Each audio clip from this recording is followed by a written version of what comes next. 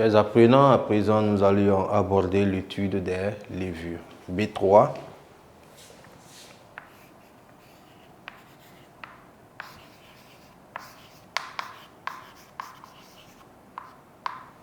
Voilà, donc cette plante, nous la rencontrons fréquemment dans la vie active, voilà, parce qu'on l'utilise pour beaucoup de choses, dans la fermentation de l'alcool, dans la fabrication des fromages et dans la fabrication du pain. Voilà, la levure est beaucoup prisée dans justement la fabrication de beaucoup de repas. Voilà, donc son mode de multiplication également, on a deux types, la multiplication ou du moins la reproduction sexuée et la reproduction asexuée. Voilà. Mais le canal de reproduction asexuée est le canal vraiment le plus prisé. Voilà, c'est à ce niveau-là que la levure se multiplie. Voilà, la levure se sent à l'aise. Voilà, lorsque les conditions de vie sont favorables, lorsque la levure se trouve dans un milieu où il y a de l'humidité, où il y a du sucre, voilà, du glucose, la levure se sent à l'aise, elle se multiplie et son mode de division est appelé le bourgeonnement. Voilà. Elle croît et après sa croissance, elle se divise en deux et ainsi de suite. Voilà. Donc, premier tiret, reproduction asexuée.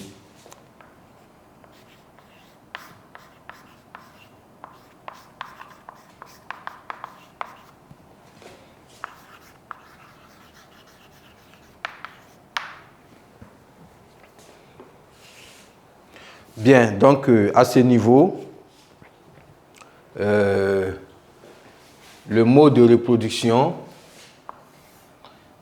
est simple. Quand je prends par exemple une levure qui a cette forme-là, hein, et lorsque la levure atteint sa maturité, voilà, la reproduction est automatique. Elle atteint sa maturité, elle se retrouve justement dans un milieu favorable.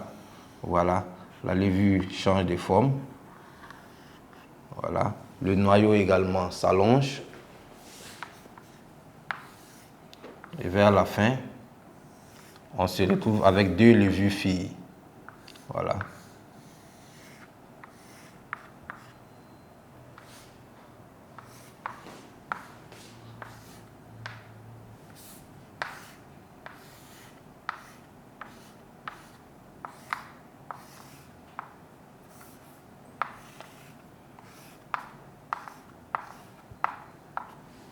Voilà. Donc voilà un peu comment la reproduction asexuée chez la levure se déroule.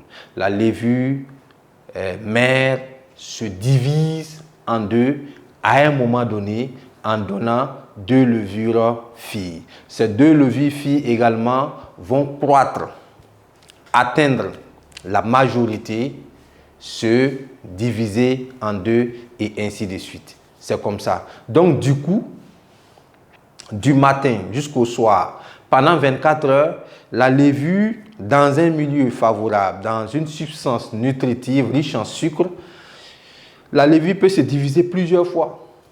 C'est-à-dire que la cellule mère peut être à l'origine de la naissance justement de 4, de 8, de 16 levures filles.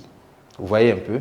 Donc la multiplication, la reproduction est très rapide au niveau des levures. Donc une quantité de levure qui ne dépasse pas 10 grammes que vous utilisez pour fermenter, par exemple, une boisson alcoolisée, à la fin, vous allez obtenir une quantité plus importante encore. Voilà. Au lieu que ça diminue, au contraire, la quantité de levure va encore augmenter parce que la levure va se diviser à plusieurs reprises. Bien, donc on va dire ici que quand les conditions de vie sont favorables,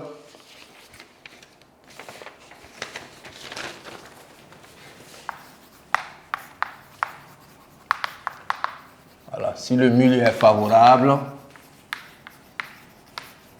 voilà, milieu favorable, vous le savez, présence d'air, présence de sucre, présence d'humidité.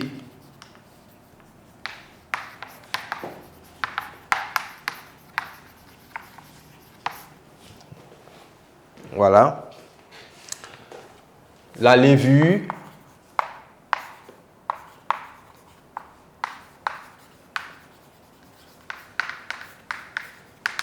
se multiplie par bourgeonnement.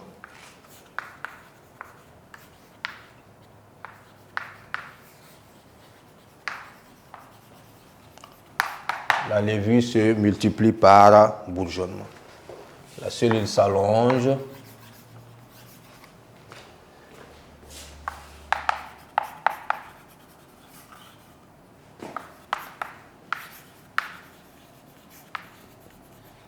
Et le noyau se divise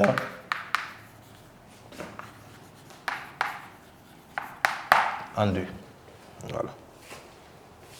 Bien, donc vous allez prendre ce schéma, bourgeonnement,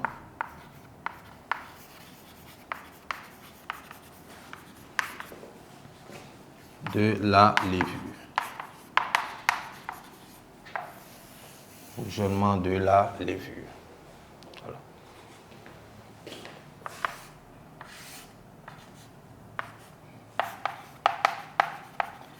Levure fine.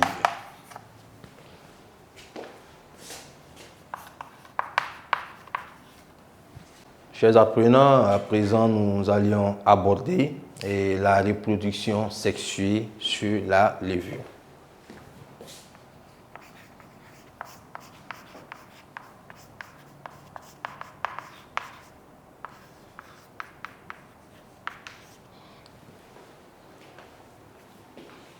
Alors, au niveau de la reproduction sexuée, il faut dire que cette reproduction se déroule lorsque les conditions de vie de la levure ne sont pas très favorables. Lorsque la levure se trouve dans un milieu où il y a absence d'humidité, où il y a absence de sucre, où il y a absence d'air.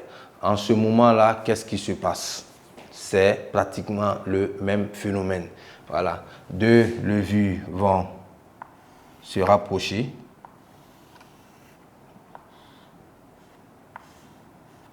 Deux levures se rapprochent. Voilà. Et ces deux levures-là vont s'unir. Voilà. Les conditions de vie sont difficiles. Les deux levures vont s'unir.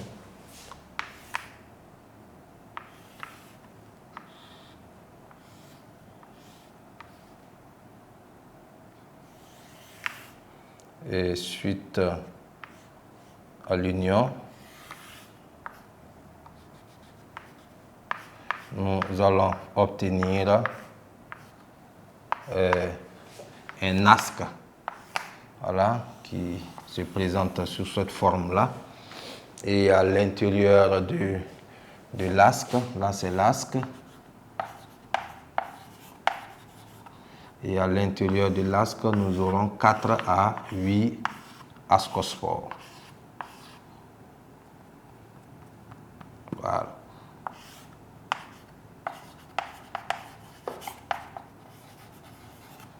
Quatre à 8 ascospores. Les ascospores, ce sont des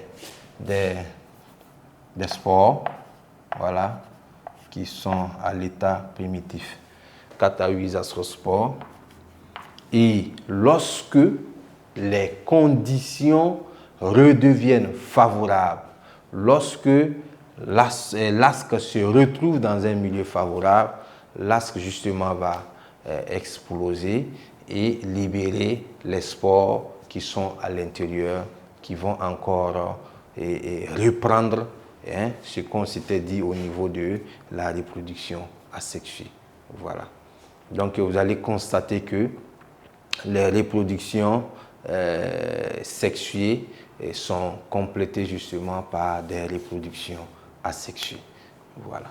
Donc on va écrire. Là c'est lorsque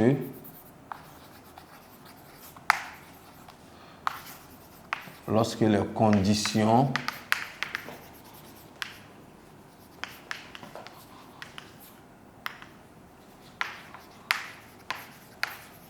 sont défavorables, lorsque les conditions sont défavorables, voilà.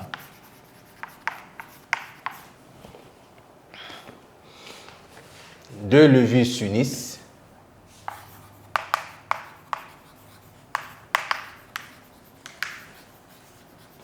Deux levures s'unissent pour former les asques.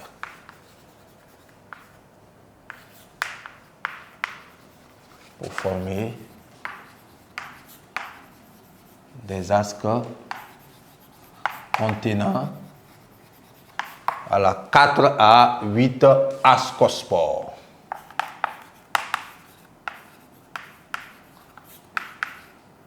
Ascospores. Voilà. Donc, dès lors que les conditions redeviennent favorables,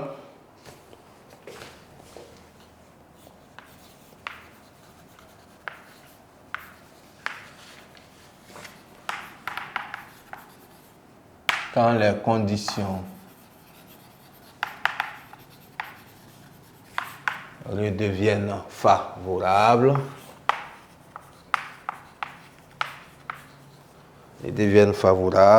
les spores germent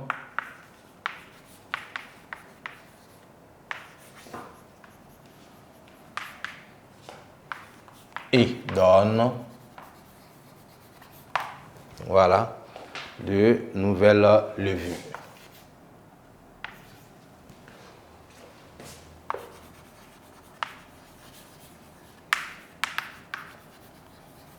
Ok. Donc, vous prenez cela et par la suite, vous complétez justement avec le schéma qui se trouve un peu plus bas. Voilà. Chers apprenants, chers élèves, nous voici justement au terme du petit B où nous avions éclaté les champignons en champignons à chapeau, en moisissure et en levure. Voilà. Donc, ce qu'il reste comme travail dans cette partie, c'est l'étude de la reproduction et des appareils reproducteurs des lichens.